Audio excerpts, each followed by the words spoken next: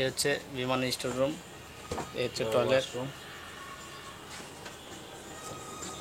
গেটটা লাগাই দিতে হবে, লাগাই দেন। হচ্ছে বিমানের ভিতর, বাংলাদেশের সর্বপ্রথম বিমান। হ্যাঁ,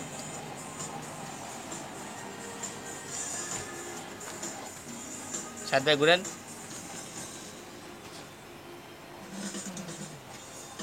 কয় সিটের? বসেন বসেন বসেন, বসেন। গেটটা কিন্তু আলো তো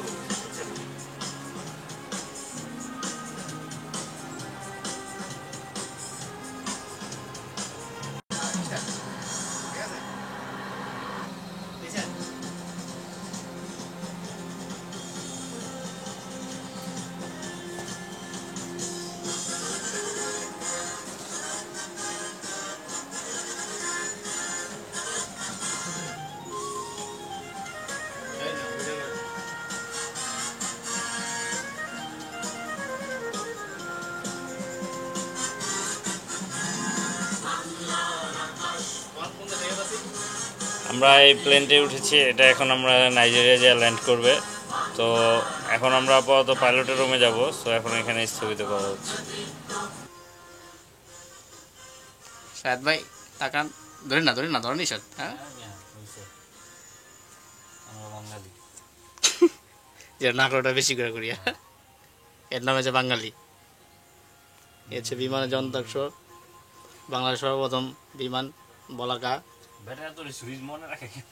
ভাই এই জন্যই তারা যাত্রী এই বিমানেরই।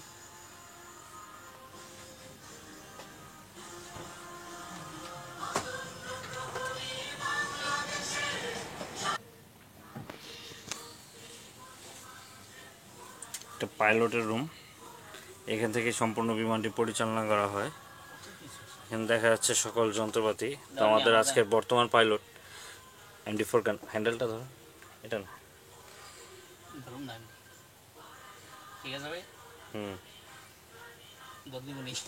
চালাচ্ছে বিমান আমাদের মিস্টার ফোরকান।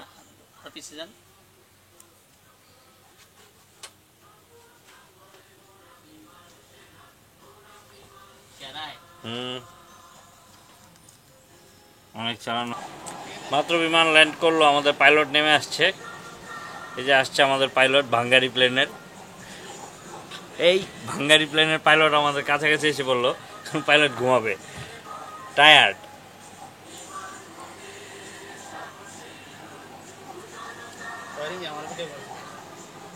পাইলট এখন এসির বাতাস খাবে।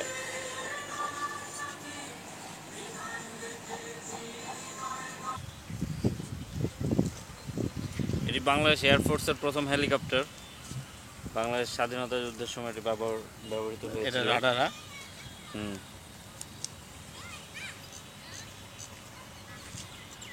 ওখানে দেখা যাচ্ছে ছোট ছোট যুদ্ধ বিমান।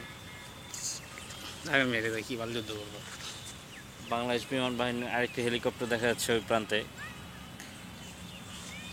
ভিতরে ভিতরে ঢুকে মনে হয় ওগুলো আগে লোকাল বাস, এখন বর্তমানে। ধরেন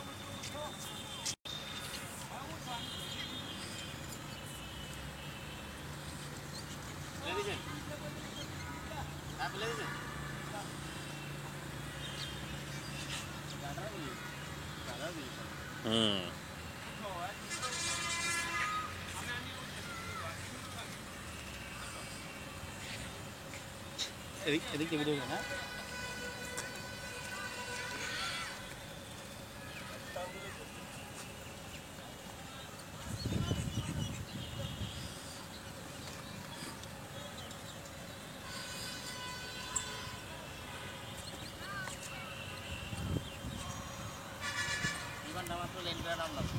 হুম